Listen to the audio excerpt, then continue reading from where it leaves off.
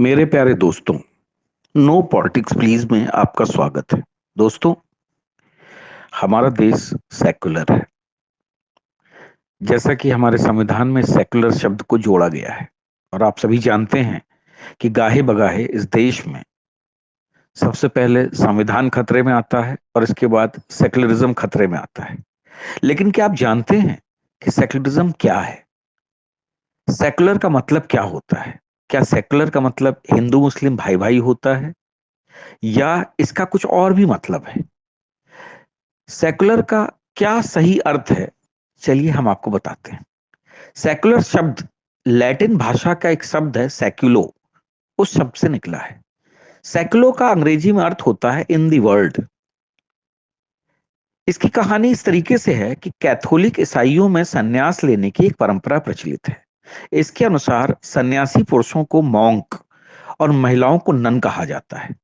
परंतु जो व्यक्ति सन्यास लिए बिना समाज में रहते हुए सन्यासियों के धार्मिक कामों में मदद करते थे, उन्हें सेकुलर कहा जाता था।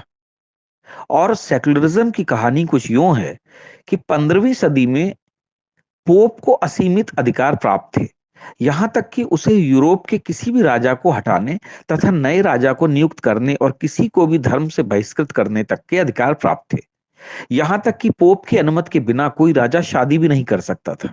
एक बार इंग्लैंड के राजा हेनरी अष्टम यानी हेनरी आठवें ने, जो कि 1491 से 1547 ने 1533 में अपनी रानी कैथरीन को तलाक देने और एन्ने बोलेन नामक विधवा से शादी करने के लिए पॉप क्लेमेंट सेवंथ से अनुमति मांगी, तो पॉप ने साफ मना कर दिया और हेनरी को धर्म से बहिष्कृत कर दिया।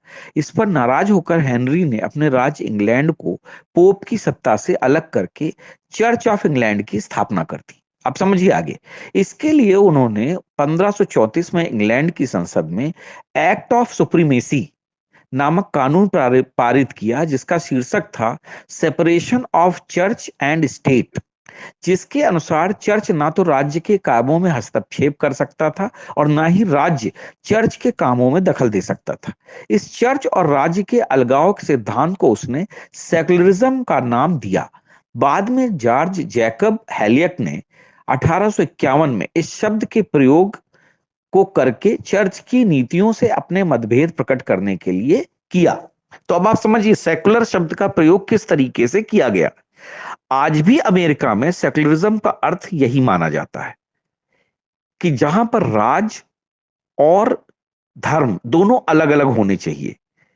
धर्म ना तो राज्य के राजकाज में कोई अड़ंगा डाल सकता है और धर्म का काम धार्मिक तरीके से किया जाए और राज चलाने का काम राजनीतिक तरीके से किया जाए।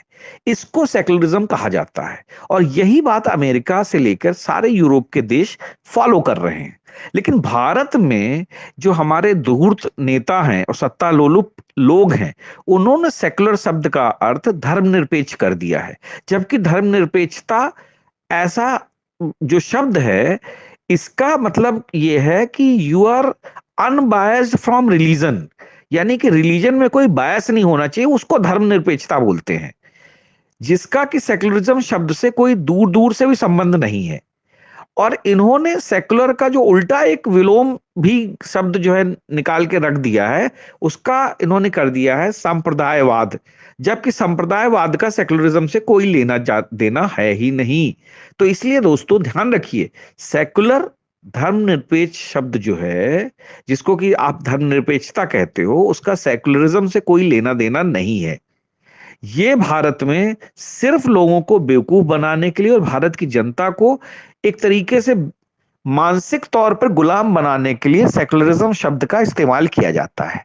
धर्मनिरपेक्षता अलग है, सेकुलरिज्म अलग है। सेकुलरिज्म का अर्थ जैसे मैंने बताया कि ये हेनरी अष्टम ने एक्ट ऑफ सुप्रीमेसी जब कानून पास किया था, जिसमें कि separation of church and state, यानी चर्च ना तो राज्य के कामों में हस्तक्षेप कर सकता था और ना ही राज्य चर्च के कामों में दखल दे सकता था, यानी कि both are separate from each other.